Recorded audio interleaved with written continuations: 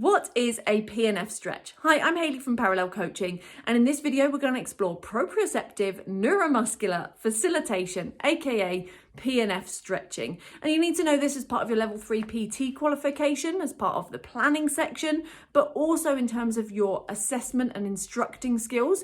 So what we're going to do today is explore the theory behind PNF, but then I'm also going to show you a video of how the protocol actually works so that you can then have a go and practice as well. Also, there are 3 mock questions to help you test your knowledge, so make sure you find those that are either at the bottom of the blog or you can click the link to go straight to that blog. Now let's start by understanding what PNF stretching actually is. So it's a mixture of isometric contractions and progressive stretching that will allow you to develop the range of movement at a particular muscle. You can do this on pretty much any muscle of the body, but it's really beneficial on muscles that are tight because they help develop that flexibility. And it's using a method of proprioceptive neuromuscular facilitation. It uses these proprioceptors. Proprioceptors sense things inside our bodies, and these ones sense the length and the tension that is inside the muscle. So we're going to use a mixture of muscle spindles and Golgi tendon organs to really understand how we're expanding and increasing our flexibility. But I'll go into that in more detail in just a moment. Before we go there, let's first of all understand about the benefits of PNF stretching. Now, there is some real considerable benefits, which means that you might want to include this more with your clients or even with your own training so that you can really progress the flexibility of a particular muscle. And that's the first benefit, is that it's great for rectifying muscular imbalances. So if you've done, say, a squat assessment with your client and found out their hamstrings and their adductors are tight, then it would make sense that we develop that flexibility so we can actually improve their performance and adjust any muscular imbalance or postural compensation they have. It will also improve flexibility, which can often reduce pain, particularly things like back pain, or if someone's got a postural related pain. We can really work with improving that flexibility and mobility at a joint so that somebody relieves a certain amount of pain and tension that's built up in the muscle. This also will help us reduce injury likelihood. So if our clients are well flexible and got lots of range of movement available at the joint, this means that they're less likely to have an injury whereby tearing happens as a result of the muscle being tight, the tendon being tight, and then creating that sudden stretch. Maybe they've fallen over, they've slipped over, they've separated their legs quickly on ice, whatever it might be, they're less likely to get injured if they have a good level of mobility. Then we also want to use this to improve performance. If we notice our clients, let's just say squat is hindered because of their tight muscles on their adductors and their hamstrings or their chest, we can go, well, actually, if I improve their flexibility, they can improve their overall performance, which means they get more muscular recruitment out of every single repetition they do. And that's a really important way of saying, actually, I want to improve the performance of my client. I want them to move better so they can get more out of every session and they can therefore get closer to their overall goal. So flexibility is a key part of that. We also can use PNF stretching as a way of reducing DOMS, so delayed onset muscle soreness, or reducing the symptoms of DOMS at the very least. So let's just say our clients have done a leg session and they're feeling really tight and heavy at the end of a session. We want to include in a cool down some developmental stretches. This isn't going to reduce the ability for them to grow the muscle they've just worked on. If anything, it actually helps recuperate the muscle so it's actually able to lengthen fully as it's recovering. And this is really important. So you do that inside the cool down with some good PNF stretching, which will help delay some of the symptoms or change and alleviate some of the symptoms that they have of DOMS later on. You could also then do it the next day as the DOMS is kicking in so that it helps relieve some of that tight, crampy feeling that you often get with delayed onset muscle soreness. So there's some of the benefits associated with PNF stretching. Let's talk about the theory of it. So there are 2 proprioceptors we need to know about for this. Proprioceptors basically mean that it's a receptor inside our body that is sensing something that can then feed back to our central nervous system. So it sends a signal up through our sensory neuron into our central nervous system so we can make an analysis and a decision about that information. And then it sends a response back. That's what the proprioceptors are doing. Now, there are two proprioceptors we need to know about. The first one is a muscle spindle. Now, muscle spindles sense the amount of length that is inside the muscle, and it's sending that signal up to the central nervous system so that if there is too much length in a muscle, we actually have the signal to say, I don't like this anymore. I'm going to shorten that muscle again by contracting it. So let's just imagine you're out on a slippery ice and you slip over and your legs go apart. So one foot one way, one foot the other way.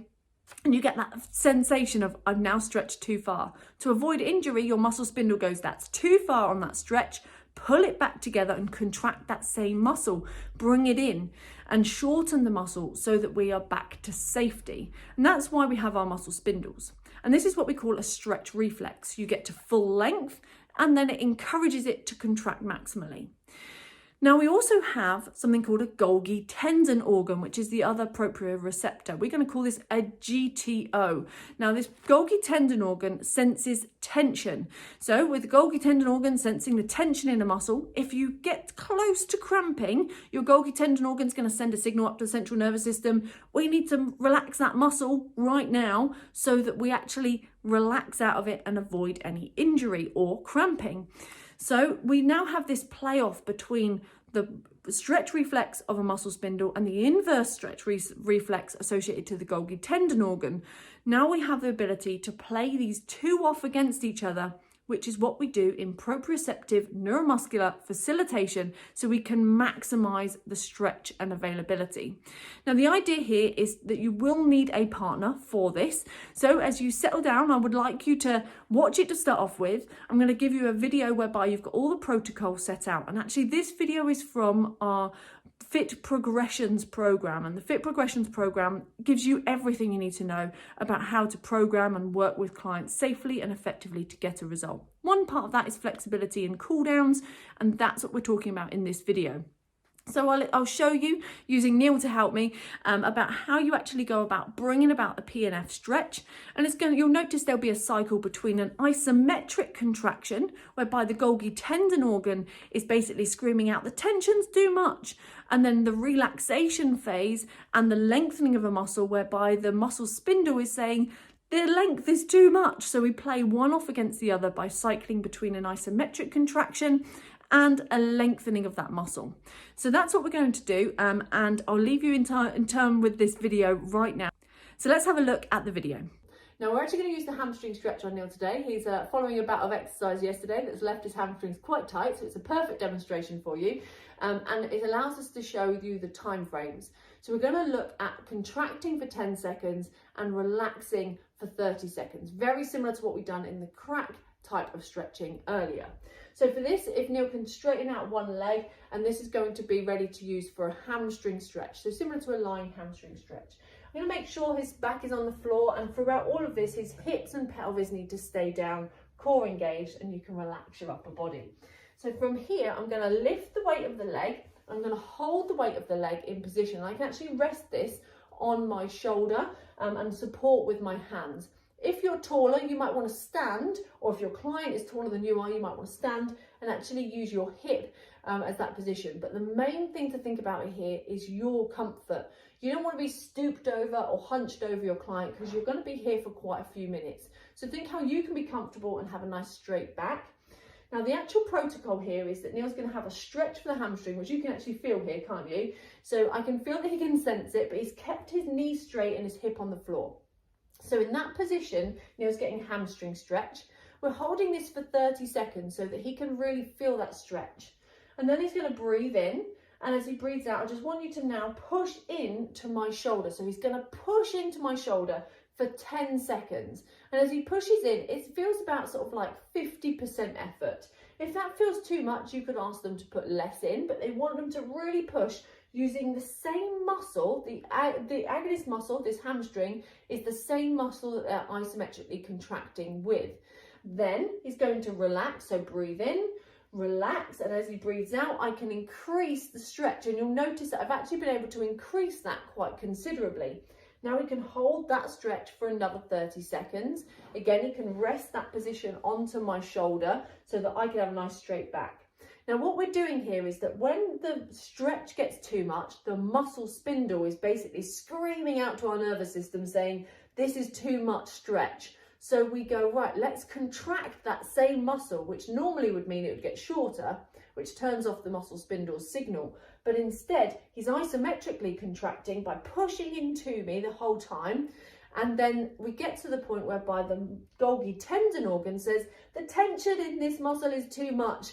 I need to relax. And we go, okay, you can relax, but I'm going to increase the range of movement rather than reduce it. So we're basically playing the two off against each other.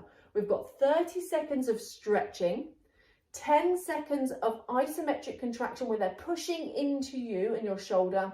Then we progress the stretch for another 30 seconds of stretching, and then we do it again. You can repeat about 3 times usually on each side, but you could keep this going and you could even hold the stretch for longer if you wish. The idea is to make sure that the client is comfortable and that they don't overcompensate at the hip or at the knee at any point. And you can actually use this same method of proprioceptive neuromuscular facilitation on loads of muscles throughout the body. It's about how do you exert the pressure to make sure that they can isometrically contract the same muscle that they are stretching. And notice that's different to what we had in crack stretching. So it's the same muscle, so the hamstring muscle was the one that was isometrically contracting against the force of my body, and then that's the one that we then went and relaxed and allowed for a greater range of movement. PNF stretching is a really good way of being able to progress somebody's flexibility, and you'll notice even inside one session your client can actually get huge amounts of improvements for their stretching, and that will last, especially if they do it regularly, maybe 2 or 3 times per week.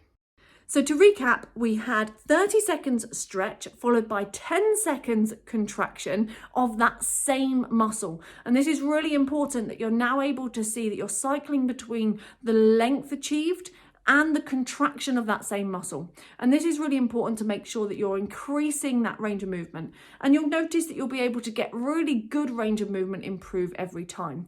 And that's the benefit of PNF stretching. You don't just get the increase in movement inside that stretch, you also get it as a long-term effect, especially when your client exercises and does PNF regularly.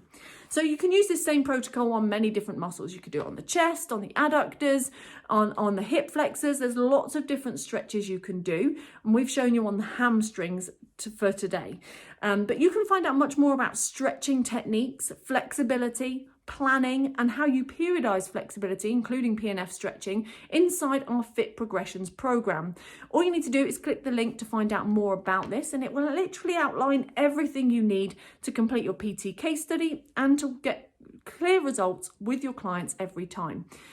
So thank you so much for joining me today. Remember, there are 3 mock questions that will help you test your knowledge. All you need to do is to go and find those mock questions that are alongside this video and test your knowledge to check that everything we've just learned has gone in. Also make sure that you hit the red button to subscribe to our YouTube channel. And thank you so much for joining me. I'll see you on the next video. Take care.